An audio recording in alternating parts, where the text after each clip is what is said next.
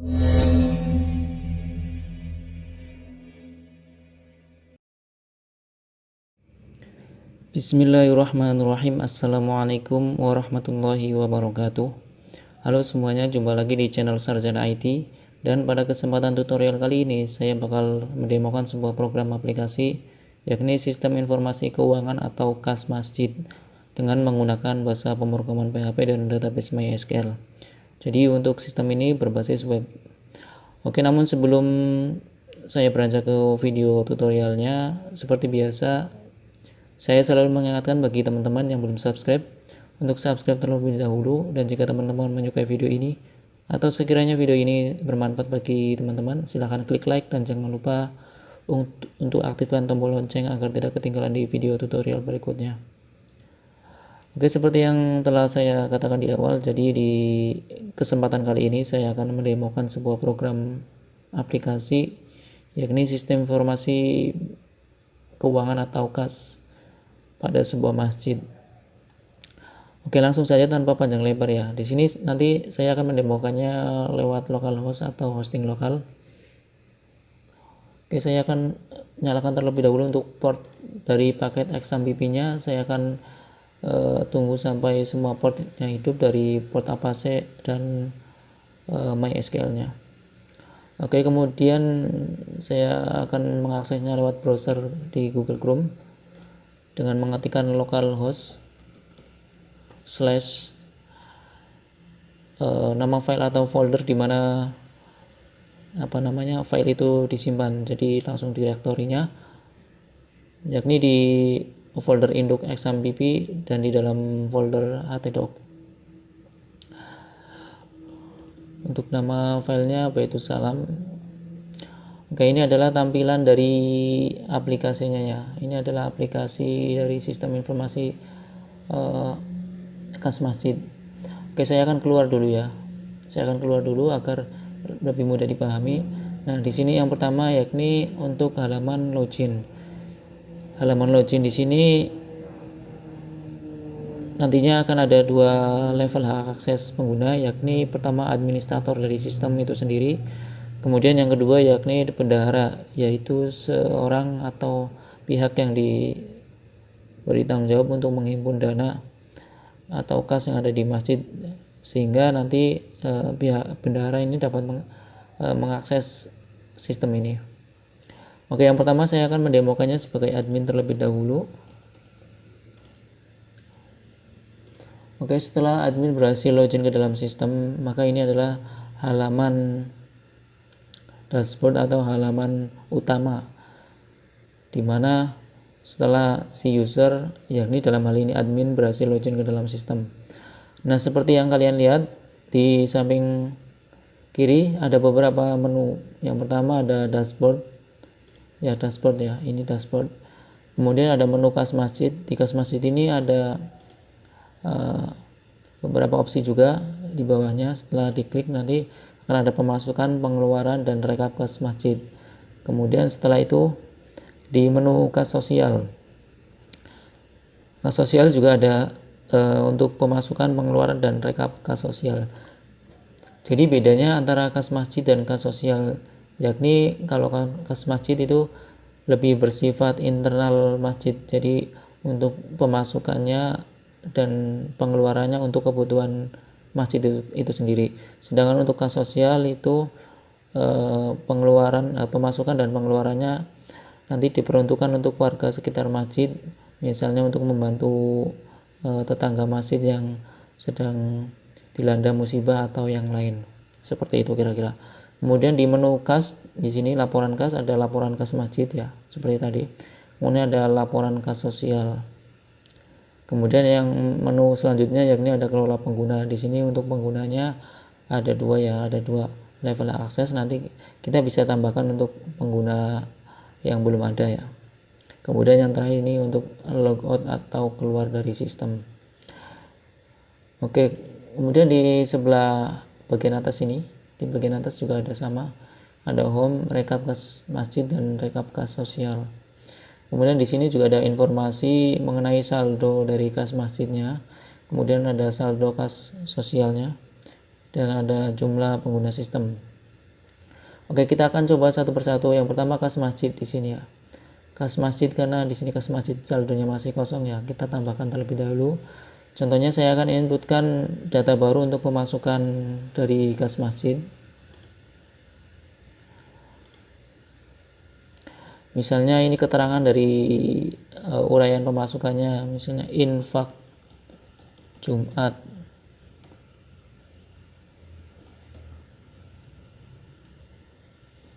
Infak Jumat ketiga September 2020 seperti itu. Kemudian jumlah infaknya terkumpul sebesar 2.200.000. Ini misalnya ya. Kemudian ini tanggalnya, kita tanggal sekarang saja ya. Tanggal sekarang tanggal 30. Kemudian saya akan simpan. Oke, setelah itu datanya akan berhasil tersimpan di database dan ini ditampilkan di tabel yang ada di user interface atau tampilan antarmuka dari si pengguna, yakni dalam hal ini admin. Oke, setelah kas masjid untuk pemasukannya ini sudah masuk ke dalam database, kita akan coba untuk pengeluarannya.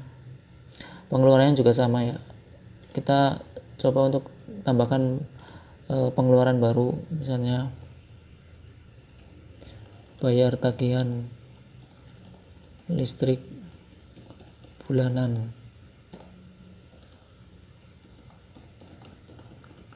seperti ini ya, kira-kira ya, sejumlah 500.000. Dan ini tanggalnya tanggal 30 ya, tanggal 29 nggak apa-apa, kita simpan, save.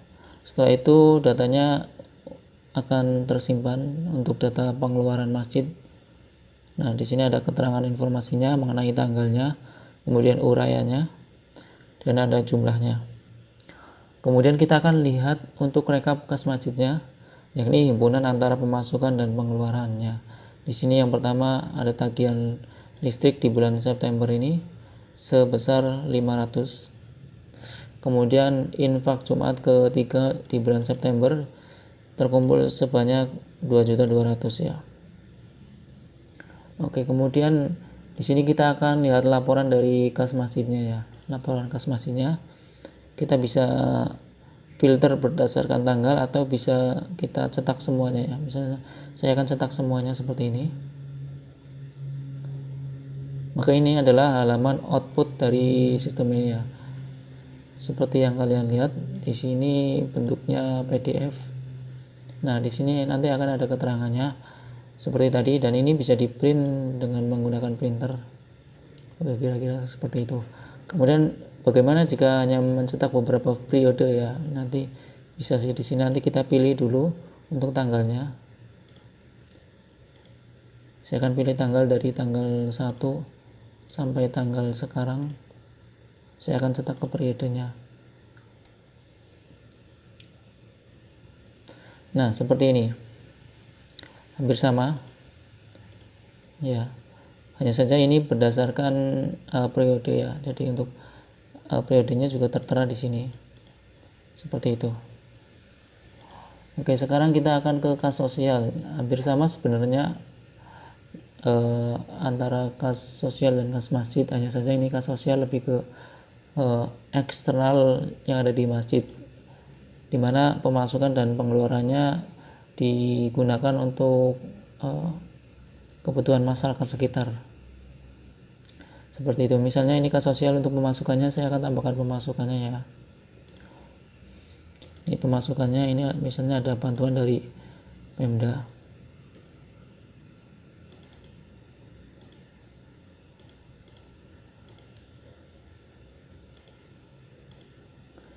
Untuk uraiannya bisa dikosongkan.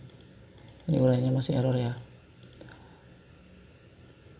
Sebanyak pemasukannya misalnya 1.300.000.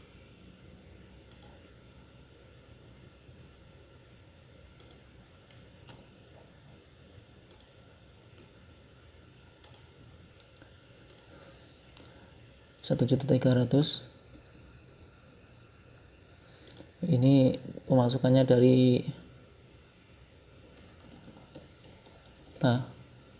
Kabupaten Sleman misalnya seperti ini. Kemudian ini adalah jumlah nominal dari pemasukannya dan ini tanggalnya. Saya tanggal sekarang. Nah, setelah tersimpan maka akan ditampilkan di tabel di sini ya, seperti ini. Ada informasi mengenai tanggalnya, uraian dari pemasukannya atau keterangannya, kemudian ada jumlah nominalnya. Nah, di sini juga bisa dihapus dan bisa diubah atau diedit, misalnya jumlah nominalnya salah, misalnya seharusnya 1.350.000 seperti itu. Akan simpan. Nah, data berhasil dirubah. Nah, seperti ini.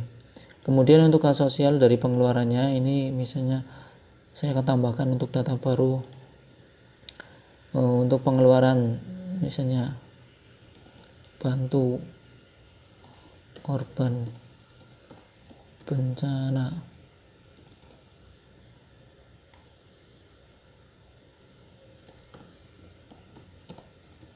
gempa Lombok seperti itu ya.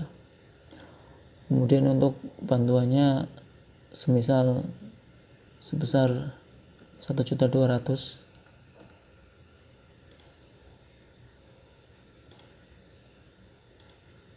Tanggalnya segini ya. Oke. Untuk data pengeluarannya sudah masuk ke dalam database, ya, sudah ada di tabel ini ya. Kemudian kita akan lihat untuk laporan kas sosialnya, sama seperti tadi, kita bisa cetak semuanya ataupun cetak per periode atau berdasarkan periode tertentu. Misalnya saya hanya akan mencetak semuanya, maka semuanya akan tercetak mulai dari tanggal pertama ada inputannya. Seperti ini. Kita bisa lihat. Nah, seperti ini. Rekapitulasi kas sosial Masjid Baitul Salam. Ada tanggalnya dan uraiannya, kemudian ada pemasukan dan pengeluarannya. Total pemasukan sekian-sekian dan total pengeluaran sekian, dan ini adalah saldo sisa ya.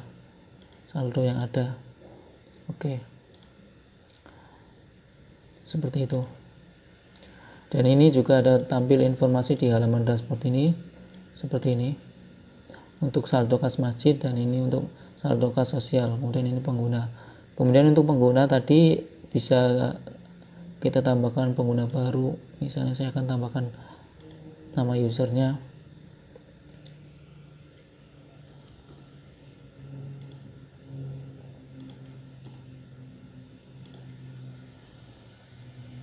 Asep.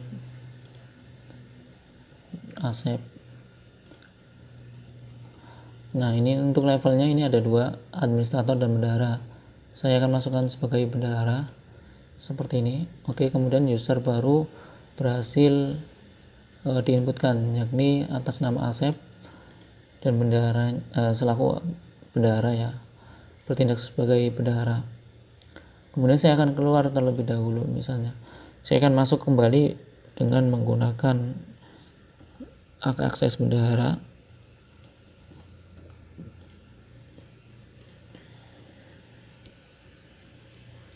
Nah, untuk di halaman dashboard dari bendahara ini hanya ada beberapa menu ya. Jadi ada keterbatasan, tidak seperti di halaman admin tadi. Di halaman bendahara ini hanya ada manajemen kas masjid, baik pemasukan, pengeluaran maupun rekap kas masjid. Kemudian ada kas sosial yang meliputi pemasukan, pengeluaran dan rekapnya. Kemudian ada laporan. Nah, di halaman bendahara ini tidak bisa mengelola user atau menambahkan user baru ya, karena di sini tidak disediakan untuk menu tambahan seperti yang ada di halaman admin tadi ya, untuk mengelola pengguna baru. Oke, mungkin itu saja untuk video demo dari program sistem informasi keuangan atau kas masjid yang cukup sederhana ini. Semoga setidaknya dengan adanya video ini bermanfaat bagi teman-teman yang sedang mengembangkan aplikasi yang serupa dan dapat memberikan gambaran tertentu ya, sehingga jika teman-teman akan membangun sistem yang serupa bisa lebih terarah ya. Oke, mungkin itu saja untuk video tutorial kali ini. Sampai jumpa di video tutorial berikutnya. Terima kasih atas perhatiannya. Assalamualaikum warahmatullahi wabarakatuh.